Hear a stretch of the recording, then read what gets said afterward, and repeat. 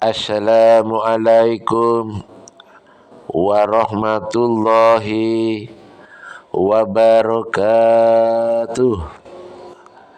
Bismillahirrahmanirrahim.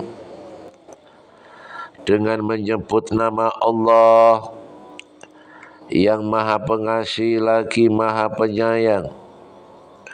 Sesungguhnya segala puji bagi Allah. Kami memujinya, memohon pertolongan dan ampunannya. Kami berlindung kepada Allah dari kejahatan diri kami dan kejelekan amal perbuatan kami. Sahabat Gusbin di mana saja berada,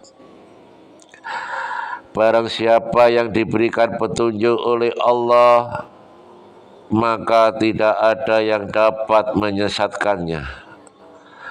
Dan siapa yang Allah sesatkan, maka tidak ada yang dapat memberikan petunjuk kepadanya. Aku bersaksi bahwa tidak ada sesembahan yang berhak untuk disembah selain Allah. Tidak ada sekutu baginya. Dan aku bersaksi bahwa Nabi Muhammad SAW adalah hamba dan utusannya. Sahabat Gusbin di mana saja berada, seorang muslim haruslah beriman terhadap hal-hal yang gaib yang telah ditetapkan dalam syariat Islam yang mulia, dan tidak ada yang mengetahui perkara gaib selain Allah SWT. Allah SWT berfirman, katakanlah, tidak ada seorang pun di langit dan di bumi yang mengetahui perkara yang gaib kecuali Allah. Quran surat An-Naml ayat 65.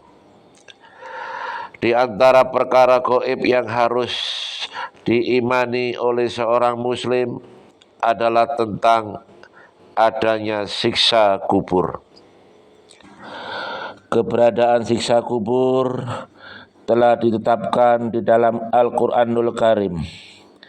Allah SWT berfirman, kepada mereka dinampakkan neraka pada pagi dan petang, dan pada hari terjadinya kiamat. Dikatakan kepada malaikat, masukkanlah Fir'aun dan kaumnya ke dalam siksa yang sangat keras. Quran surat Al-Mu'min ayat 46.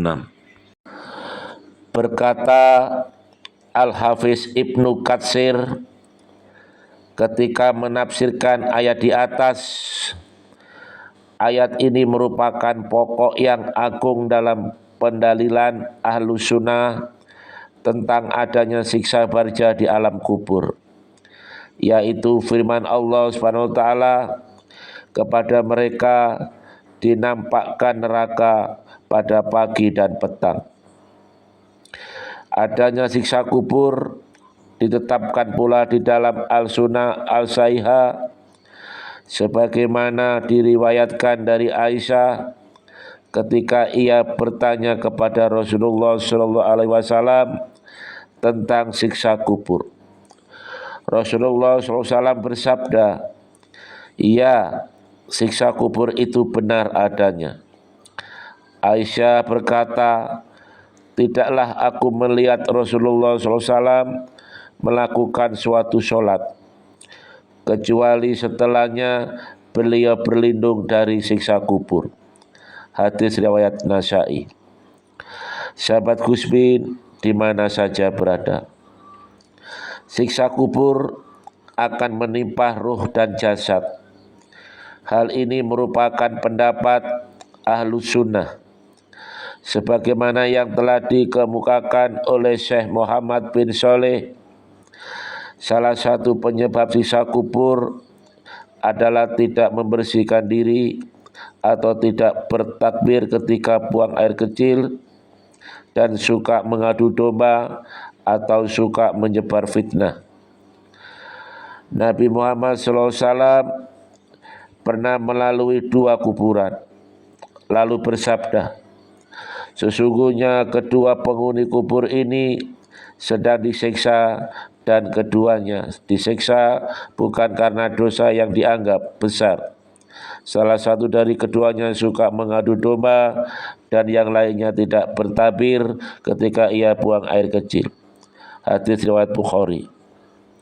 Sahabat Gusmin di mana saja berada, hendaknya seorang muslim senantiasa berlindung dari siksa kubur dengan cara berdoa setelah tasahud akhir sebelum salam, sebagaimana yang dicontohkan oleh Rasulullah SAW.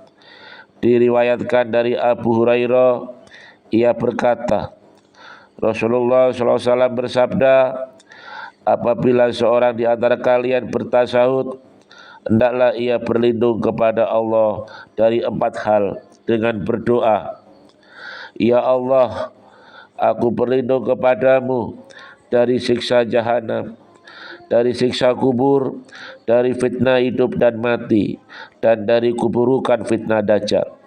Hadis riwayat Bukhari. Sahabat Gusmin di mana saja berada, demikian yang dapat kami sampaikan.